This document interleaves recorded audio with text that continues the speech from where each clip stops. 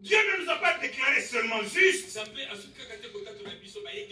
mais il nous a vraiment justifiés. Il nous a rendus innocents. Ça, c'est la folie de la prédication. Dans laquelle nous croyons et nous expérimentons la victoire de Dieu. Et moi, j'ai lu encore quelque chose qui n'a pas de sens. Vraiment par l'accident, parce que moi, je ne lis pas ces choses-là. Quelqu'un qui déclare que le peuple de Dieu n'a pas besoin de prédication. J'ai dit, mais ça, c'est le fondamental. Il a plu à Dieu de sauver le croyant par la folie de la prédication. Amen. Vous avez enlevé la prédication, vous rendez témoignage que vous n'amenez pas le peuple de Dieu au salut. Vous êtes de faux prédicateurs, de faux ministres, de faux prophètes. Paul a reçu la grâce de Dieu. Pour l'apporter, il dit, pour que la prédication soit apportée par moi. Dieu a manifesté la parole en son temps par la prédication qui m'a été confiée. Nous nous sommes retournés là-bas, au fondement des apôtres.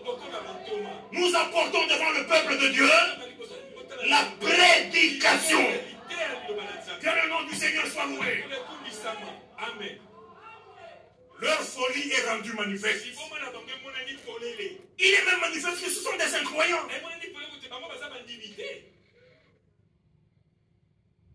Parce qu'il est dit, l'évangile que nous avons prêché, vous devez le garder avec les termes, avec les mots avec lesquels nous l'avons apporté. Si vous ne le gardez pas avec les mots, vous croyez en vain. Qu'est-ce qu'on fait? On piétine tous ces versets bibliques.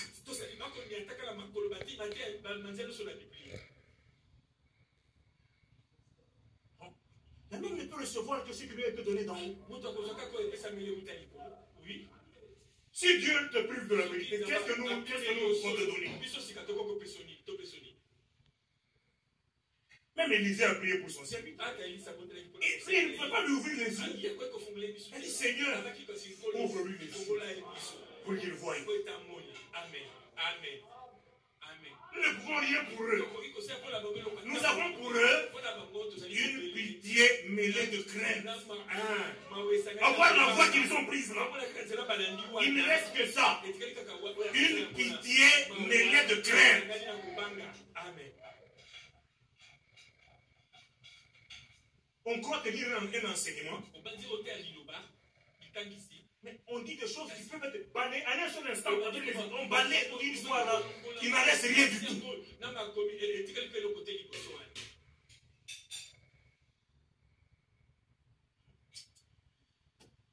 Voyez, au temps favorable, j'étais exaucé. Au jour du salut, j'étais secouru. Mais l'exaltation ne recevez pas la grâce de Dieu en vain. Mais cette grâce nous a été apportée quand? Moïse est venu avec la loi. La grâce et la vérité sont venues par Jésus-Christ. Et de sa plénitude. C'est ce que nous avons entendu la fois passée. Dieu a voulu que toute plénitude habite en lui. Mais de cette plénitude-là, nous avons reçu grâce sur grâce. Mais cette grâce-là, ne la recevons pas en vain. Au jour du salut, laissons-nous sauver. Au jour de la grâce, laissons-nous secourir par Dieu. C'est ça, Isaïe 45, verset 22. Tournez-vous vers moi et laissez-vous sauver. Oubliez tout le bruit là. Tournez-vous vers Dieu et laissez-vous sauver. Amen. Colossiens. Chapitre 2. Que Dieu permette que nous terminions. Nous arrêtions avec ça. On ne veut pas pas vraiment vous garder longtemps. Mais regardez. Parce que ceci m'a touché. Parce que la semaine passée, nous avons lu cette même pensée dans deux passages différents. Au verset 8. Prenez garde que personne ne fasse de vous sa proie.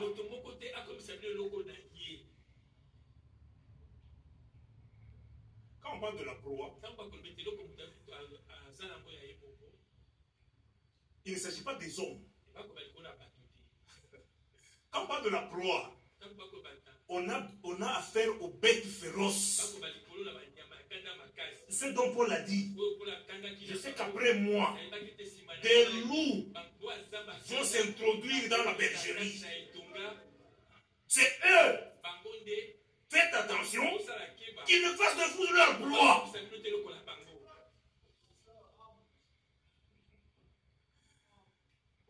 On ne peut que lire parce que c'est écrit. Ils font de vous leur proie comment? Par la philosophie. On ne philosophe pas. La Bible dit, nous utilisons un langage inspiré par l'esprit pour parler du contenu inspiré par l'esprit. Vous comprenez ça? Le contenu, c'est un contenu divin. Ceux qui en ont parlé, ils en ont parlé sous l'inspiration du Saint-Esprit. Maintenant, celui qui doit prêcher, qui n'amène pas un autre langage, alléluia, qu'il soit inspiré par l'Esprit et qu'il tienne un langage inspiré par l'Esprit de Dieu. Alors il parlera exactement d'une manière conforme à la parole. Est-ce que vous comprenez toutes ces choses? Le contenu est inspiré. Alors, le langage des prédicateurs de vrai, c'est un langage inspiré par le même esprit.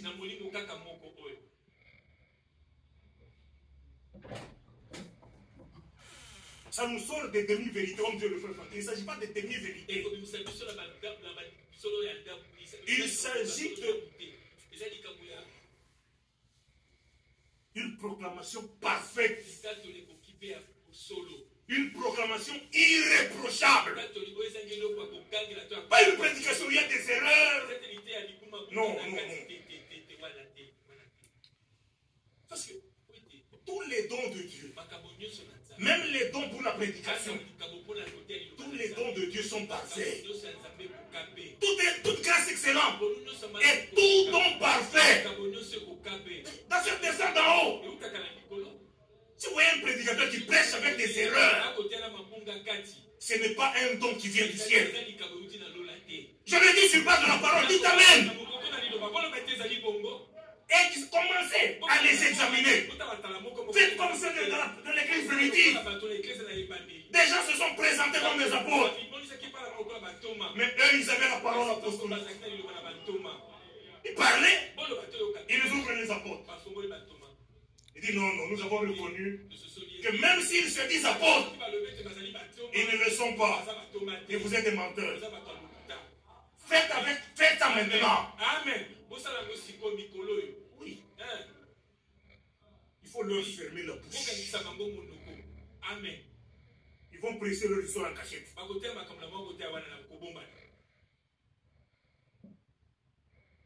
Que Dieu fasse de nous de tels disciples qui peuvent, devant quelqu'un qui se dit prédicateur, lui exposer les choses avec beaucoup plus d'exactitude. Comme Aquila s'est pris, c'était des croyants, mais bien enseignés par un véritable ministère. Alors il pouvait écouter un prédicateur, il dit non, là-bas, après il l'appelle à côté. Il dit, ce que vous avez dit là, voici. Amen. Amen. Si la nourriture est bonne, pourquoi vous voulez la manger? Tu prépares une nourriture, tu as brûlé. Tu mets à table, tu dis bon appétit. Je ne mange pas. Je ne prends pas bien préparé.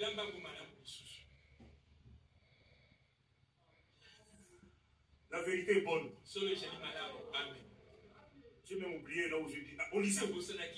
Colossiens 2. Oui. Il s'appuie sur la tradition des hommes, sur les rudiments du monde, et non sur Christ. Car en Christ habite corporellement toute la plénitude de la divinité. Verset 10. Vous possédez toute plénitude en lui. Lui qui est la tête de toute domination et de toute autorité. Et c'est en lui que vous avez été circoncis. Là, on arrive au noyau. Le problème, la circoncision. Mais on n'a pas le temps d'entrer dans la question. Dans Genèse 17, Dieu dit à Moïse, tout celui qui ne sera pas circoncis, je vais le faire mourir. Là, la circoncision était dans la chair. Romains 2, la circoncision, c'est celle du cœur. Il s'agit de ça. Celui qui n'a pas le cœur circoncis, il demeure dans la mort. Et s'il ne fait pas l'expérience de la circoncision du cœur, Dieu le fera mourir. Il va le détruire avec le monde et les pécheurs et tout ça. Parce qu'il a dit à Israël, vous devez porter dans votre chair un signe de mon alliance avec vous. Amen. Mais Dieu n'a pas dit la même chose avec nous. Je ferai avec vous une alliance éternelle. Je vais enlever de votre corps le cœur de pierre. Et je vais vous donner un cœur de chair. Maintenant, ce cœur de chair se manifeste comment?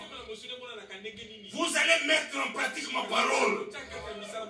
Vous allez me craindre. Est-ce qu'on va demeurer dans le péché? Loin de la chose. La circoncision que l'esprit opère. On a vu. Pourquoi Dieu voulait enlever le cœur?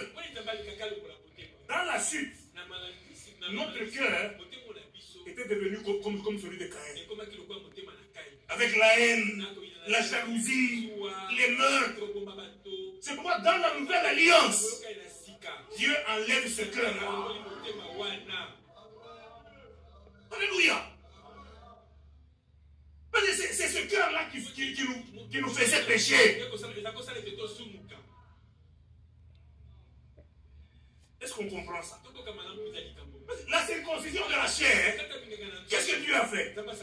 Il l'a mise là où l'homme a péché. Vous comprenez ça? C'est la semence du serpent, non? Pour la femme, il a mis la punition là où elle avait péché. Tu enfanteras avec douleur. L'homme, tu vas donc tout mal sera circoncis. Dieu a mis la chose là où le péché a eu lieu. Amen. Dans la nouvelle alliance, de la même chose. Le Seigneur dit, c'est du cœur que viennent les mauvaises pensées, les adultères. Alléluia. Alors il a mis la circoncision là où nous péchons, là. Il faut en tout cas se la sortir. Amen. Amen. Si nous aimons les frères, là nous savons que nous sommes nés de Dieu. Amen.